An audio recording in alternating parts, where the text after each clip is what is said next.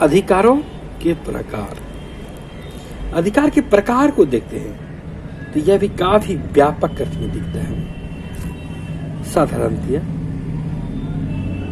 सामान्य तौर पर हम अधिकार को दो वर्ग में परिविभाजित करके देख सकते हैं, एक नैतिक अधिकार और दूसरा कानूनी अधिकार।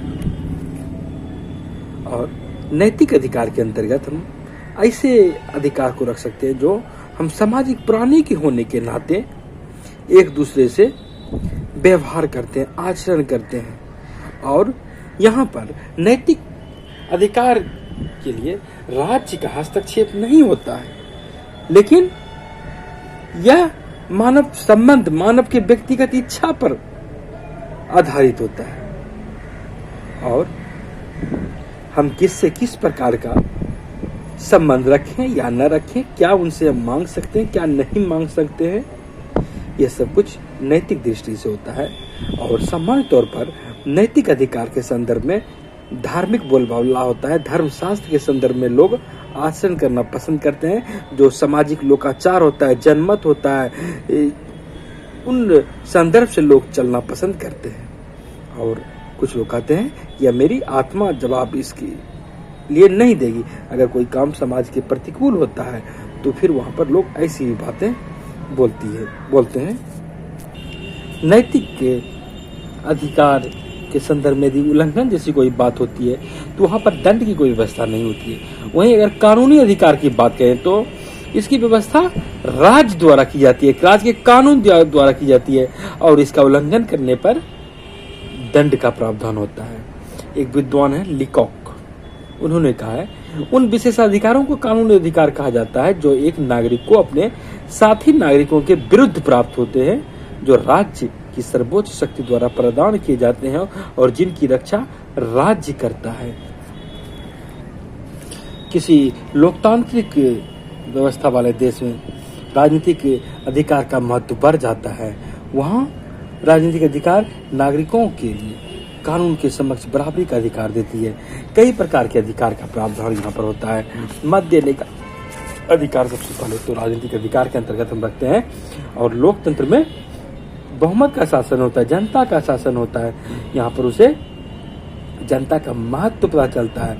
और प्रजातंत्र, लोकतंत्र में जनता का हित ही प्रमुख होता है, जनता ही केंद्र में होती है। और ये मत देने का अधिकार होता है। मत देने का अधिकार नागरिकों को मिलता है। किसी विदेशी व्यक्तियों को मत देने का अधिकार नहीं दिया जा सकता। कोई पागल को नहीं दिया जा सकता, कोई अपराधी को नहीं दिया जा सकता है, कोई दिवालिया को नहीं दिया जा सकता है। उसी तरह निर्वाचित होने का अधिकार, राइट टू इलेक्टेड, वो था right of vote, right to vote, right to be elected. यानी कि आप भी कोई भी पद पर जा सकते हैं। किसी भी मुखिया हो, एमएलए हो, एमपी हो, किसी भी पद के लिए आप निर्वाचित हो सकते हैं, खड़े हो सकते हैं। जनता ने यदि आपको वोट दिया तो आप फिर वहां पर जीत सकते हैं। यहाँ पर भी उसके बाद अब यहाँ पर सरकारी पद ग्रहण करने का अधिकार है। आप किसी भी पद पर जा सकते हैं, बिना किसी भेदभाव के बाद जा सकते हैं।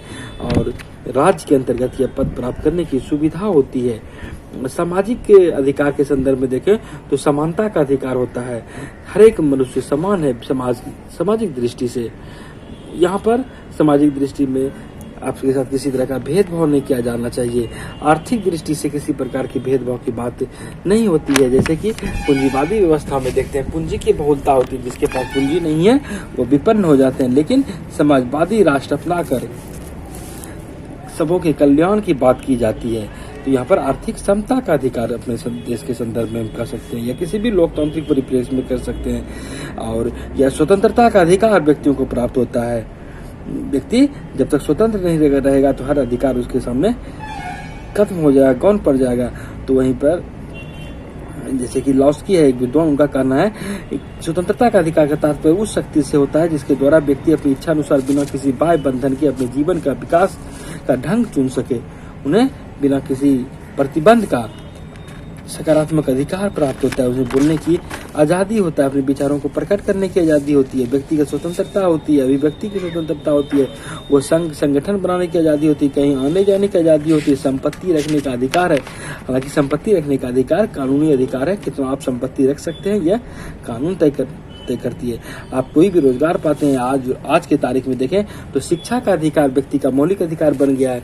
शिक्षा बहुत जरूरी चीज है। यह व्यक्ति के विकास के लिए आवश्यक है। इसीलिए शिक्षा का अधिकार व्यक्ति का अधिकार है और जीवन का अधिकार सबसे ये सब महत्वपूर्ण अधिकार है। हमारे पास जीवन है तो हमारा जीवन का अधिकार होना चाहिए। इसके बाद ही कोई अधिकार महत्व रखता है।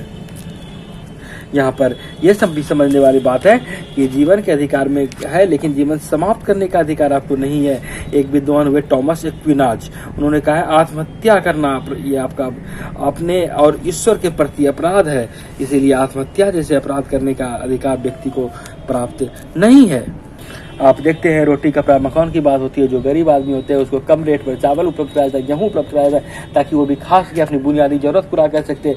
आवास योजना के माध्यम से आवास मुहैया कराई जाती है ताकि वो भी सुरक्षित जीवन जिए, जंगली जानवर से बचें, अन्य तेज गर्मी हो वर्षा हो इससे बचेंगे, इसीलिए बच सके, इसीलिए उसको मकान मुहैया कराई जाती है। जिसके पास जो अपने खर्च से नहीं कर सकते उसको सरकार मुहैया कराती है।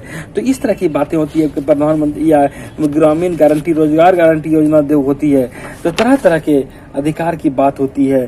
स्वतंत्रता का अधिकार, समान व्यवहार का अधिकार, इन सब अधिकार, शालीन जीवन यापन करने का अधिकार।